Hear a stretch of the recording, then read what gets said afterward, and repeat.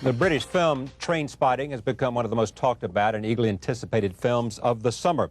New York film critic Anthony Lane wrote that the film's unwashed visionary cinema feels alarmingly new. In the UK, Trainspotting has become one of the highest-grossing films in British history, but has also inspired a lot of protests. Joining me now are the film's director, Danny Boyle, producer Andrew Macdonald, and screenwriter John Hodge. Welcome, one and all. What is it about this film that has made it so talked about? It's not the first film that people have criticized because they think it doesn't come down hard enough on drug usage, in this case heroin. It's not the first film that doesn't have language, that doesn't have... What is it that makes this film so talked about? Well, I mean, we have to bow to the book, really, which is where it all comes from, All right. and which is... I'll hold it up now. Trainspotting by Irvin Welsh. It is one of the most extraordinary reads, certainly, that we'd ever had, you know, and it's... I think it came out of the fact that British fiction, throughout the 80s, has kind of disappeared into this pool of self-absorption and kind of postmodern irony, which is kind of summed up by Martin Amis, you know, a truly fantastic writer. This book blazes with passion about stories, about characters, again, that don't have to be told, reminding you of the narrator or anything like that. Why do you think the book is so powerful?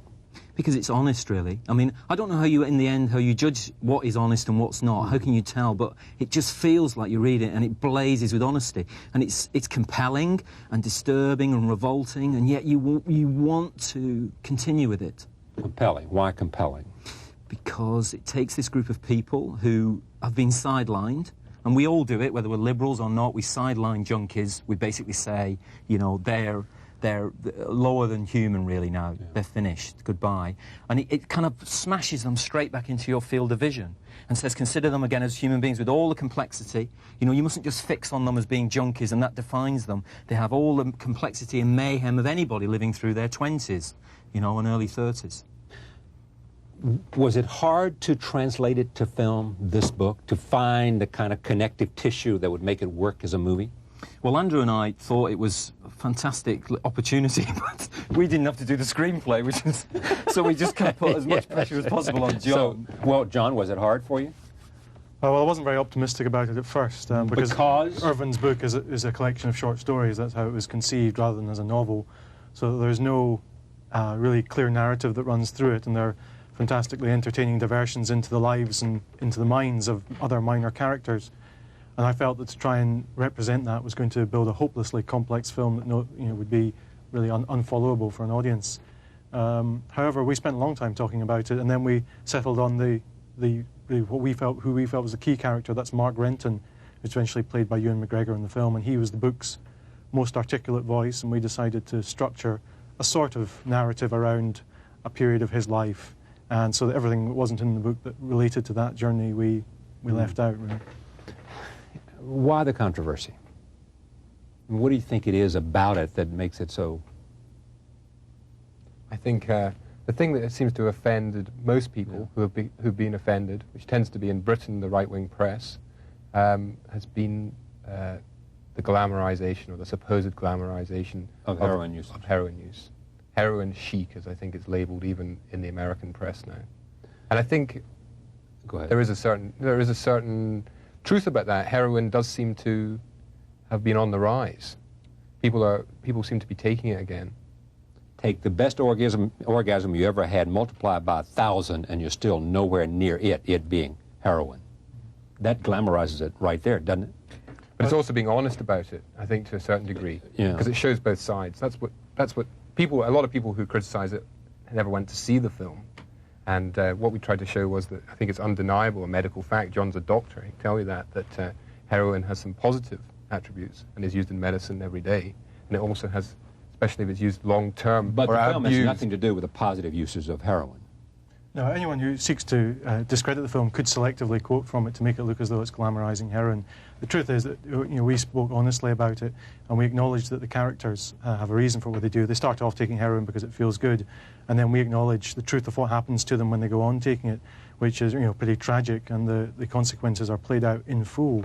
And we felt that people would only take the consequences seriously if we had been honest about the motivation in the first place, so that rather than lecturing to people, we're presenting them with a balanced portrait, which in the end is far more effective than the traditional stereotype message, which really is just ignored by young people. Okay. Before I take a look at a first clip, I want to talk a little bit about, the title comes from... It comes from a very old British hobby, pointless, futile hobby, where guys stand on railway stations and write down the train numbers and then send them to other people who stand on other railway stations, and thereby you track where all the trains are in Britain. And what's the point? It's completely pointless because they don't work for the railways or anything like that. It's just a kind of obsessive hobby, which drugs become, of course, and also it comes to represent in the film the way men try and get a fix on the world. In the increasingly chaotic world of which we understand less and less how it works, you try and get an area of it where you feel completely in control of. Like there's a guy in the film who's obsessed with Sean Connery movies and knows everything about them. Another one who's obsessed with legal and illegal drugs. You know, another one who's obsessed with football, or what you call soccer here. And it's just a way of getting men feeling potent again, when in reality they're not.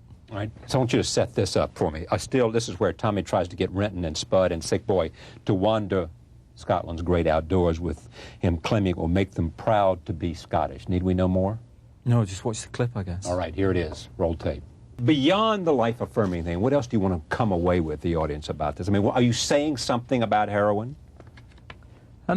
It's more about, I mean, or if about it wasn't, culture? Listen, if it wasn't heroin with them, it would be something else. Okay. You know, it's a so certain... heroin is you know, therefore it's about insignificant? No, but it's because it's a piece of cinema in a way. It's the most, heroin is, I guess, the ultimate thing. It's the most extreme thing. It's the edge. Look what just happened over the weekend here in New York. Absolutely. And that's where we send people. We send our rock stars there. You know, we're complicit in that as well. We send them where? We send them, we want them to behave like that, I'm afraid. It'd be very nice to say that we didn't. But we don't want them to fall into heroin? We don't want them to have a good night's sleep after they've had a party, after they've had a concert. You go and watch them at a concert, you don't want them to have a good night's sleep. You want the president to have a good night's sleep. You want them, you know, I'm afraid, to smash up their hotel room and behave like we expect our rock idols to behave. These are the people we want to live at life, the extremes that we're all capable of, but we all probably and thankfully won't go there.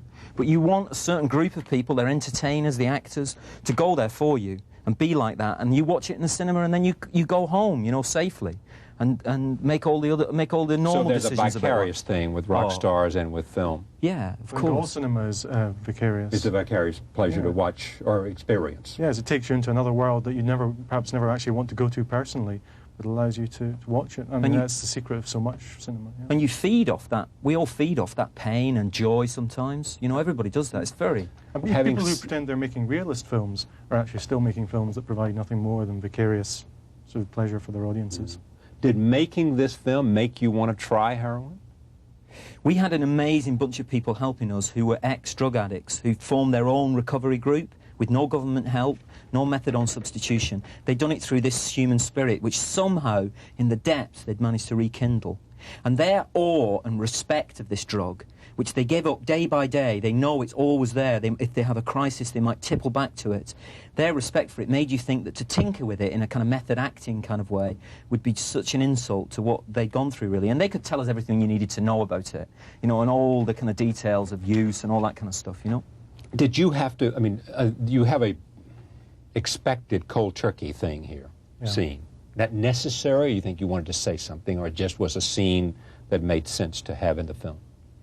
Well, I think if you're dealing with heroin use... everybody says, some critics say, well, it's a predictable scene. I mean, yes, but to miss it out would, I think, court justifiable criticism for having glossed over one aspect of heroin abuse. I mean, not everyone who withdraws from heroin goes through that cold turkey experience, but a large number do, so I think it's only reasonable to show it happening to our character. After Shallow Grave, you could have pretty much done... most of the studios would have financed whatever you wanted to do next, yes? Or no? Well, or you don't within know? reason. Within reason. I think there was a certain amount what happened, especially with British directors. They wanted Danny to come and work on one of their films. Not his film, one of their films. You know, they wanted him to do like Danny Cannon did Young Americans in England and then went and did Judge Dredd. You could have done Braveheart. Yes. Is that an offer? But you would never come. We had this idea for a film about... Could have, but didn't. That's right, absolutely, yeah. That was Academy Award, huh? That's right. I mean, all that's very nice. But there's lots of people making those kind of films, which is great. I mean, I really enjoyed Braveheart. But there's not as many people making these kind of films. Why are you proud of this film? Because it upsets people, partly. And I think you've got to disrupt the spectacle a bit sometimes. Because there's many things, there's many films, like, you know, that are very comforting and confirm your worldview. Like, there's many books that do that as well. This book and this film, hopefully, just make you think for just maybe even a short time. Okay, so beyond that, it upsets them. And so they look at this picture. Well, it upset me reading it, you know, it disturbed me reading the book. So you try and generate... You want to upset them leading to what? To a greater understanding of what heroin addiction is about? Or a new awareness of heroin addiction, or what? You know what I mean? It's a new awareness of these type of characters, I guess. I mean, these people are more than... You can't overemphasize... You can't try and overemphasize the importance of film. It plays a pretty small part in people's lives. But for that time, you have to tell your stories and your characters with honesty, really. And don't back away from some things that we may not prefer to confront, you know? Which is that these people belong in our human perspective just as much as anybody else, even though a lot of people would prefer to sideline them, you know? And if you went out and talked to a group of heroin users, their experience and their words and what they said and the way they acted would not be unlike what came out of this book and out of your screenplay. Well, many of the heroin addicts we've spoken to who have seen the film have felt that it was true to the feelings to the experience. The experience, because the book is written as a subjective experience from the perspective of the heroin users. Someone once said it's almost written from the perspective of the heroin itself. Watching it, but both the book and the film. You haven't heard that? I haven't heard that comment. Okay, go ahead. They are dramatic interpretations. It's not a documentary, and it's not a diary, so it's not representative, and that's why we get a lot of criticism, because it's not social realism. We've taken using a particular style to tell the story. What's of these the style? Style is, you need a genre to describe it. I'm not going to describe that. That's some critics, but we haven't taken it head on into realism, which is what people expect with a subject like this. And what happens when you do that is you objectify these people. You turn them into victims, because I know I've done that myself. You sort of, and then you look for reasons, especially in Britain, where we're always looking for things to blame. And you look at housing estates and schooling and bad parents and all this kind of stuff. And what he does in the book is he says, oh yeah, that's all important, but the real reason is you've got to look inside Renton. You've got to be inside him and try and find out what it is about him. And you'll never truly unravel it, because it's a mystery, you know, like we all are, full of it. You know, there's things we never really reveal to anybody. But that's more use in a modern context than the old ways, you know? So okay, let me take a look at the other clip. This is Renton, so you've mentioned him, and he's the lead here. This is where he's given up heroin and regained his sexual appetite, and he sees an attractive woman leave a club and he is at, and then he chases her into the street. Here it is, roll tape. Now she's... Yeah, let's just mention that point, and we'll come back to the other point. As we were talking about while watching that, the woman the young actress, you found her in a club in Glasgow? Yeah, her name's Kelly Macdonald, and she was 18, 17 when we met her. Yeah. We were looking for somebody fresh, I guess is the word. You know, we met a lot of actresses, models, and they just seemed quite dead, and we wanted somebody who could bring that life to the role. And now she's a full-time actress. And she's making a film with Elizabeth Shue from... Leaving Las Vegas. Leaving Las Vegas, yeah. With Nick Cage. And Jessica Lange. And Bob Hoskins. So she doesn't even speak to us now. No, she doesn't even know you anymore. Calls she says, anymore. thanks, guys, I'll be seeing you later. The point you were making is that this was a good clip to show what? Well, the film, you know, the media says, you know, it's a heroin film. The film is actually, you know, sometimes the guys are using heroin, some of the times they're not, you know, and it's about the mayhem of that time of your life when you feel completely indestructible, you know, and so it's about your friends, it's about trying to pick up girls, it's all that kind of world, you know, and it's... But you're not backing away from the centrality of heroin addiction as part of this film. No, because once you're a user, you're on it and off it, but you always have a relationship with it because of the power of the drug. You know, like I said about the recovery group who said every day you just get up and you don't use it that day. You know, you can't have the overconfidence of feeling you're reformed, because come a crisis that you'll tipple backwards into it, you know? Well, an amazing thing happens with heroin, as you know, and as the film shows, is that there are times in which heroin, in a sense, will bring some catastrophe to your life, and the only thing you can do to deal with the catastrophe is to take heroin, right? Yes. Yeah. Yeah, well, there's a scene in the film that deals with that. You know, when a tragedy occurs, and rather than dealing with it in a kind of compassionate, conventional, humane fashion, the characters simply resort to taking more heroin, and it's a pretty, I think, powerful demonstration that heroin will obliterate your ability to care for others. Yeah. I know this will seem a silly argument to you, but some people who will watch the film and who are so abhorrent, find drug use so abhorrent, will say, the problem I have with a film like this is there is some romanticizing of it, and it is the reality that you see and the people who are on heroin see, but it tends to cause other people want to go experience that romanticism. You have to admit that. Yeah. Well, I think nothing... Before you can start the discussion, I think. You have to acknowledge that. Yeah. Yeah. Well, There's a possibility somebody will do that. Well, I think nothing will persuade people who view the film in that fashion to change their minds.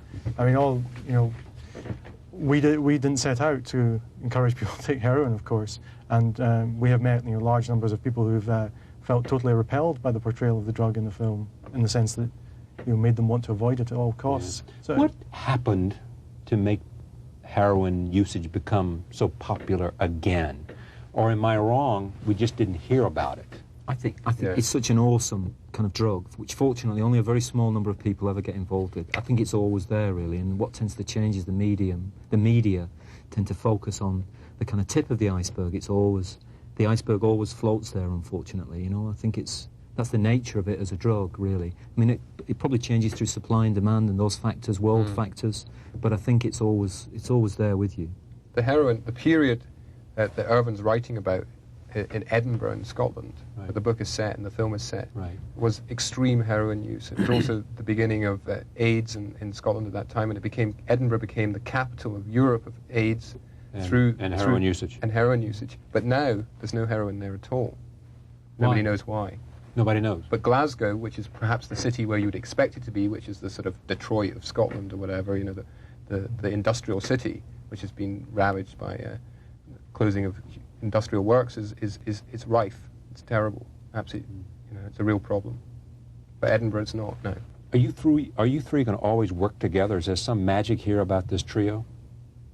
I don't know. I'm a bit worried. You've separated us. That's so we're over there. That was our time request.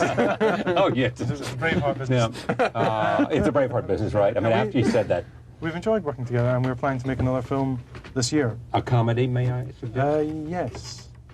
We're in real danger of a romantic comedy. Yeah. Danger of glamorizing romance. Yeah. Is this out of Hollywood or is this out of Europe? It's out of both. Both. That's what we're trying to do. We're trying to make. We're bringing our sort of principal crew, and Ewan McGregor, who was in both the films. Right. And he's going to fall in love in the story with an American girl. Cameron Diaz. Oops. I've not said that. Don't think they've done the deal yet. Oh dear. An exclusive on that show. And the film is called A Life Less Ordinary. That's right. All right. It's great to have you guys here. Thank you very much for coming by. Thank you. Trainspotting.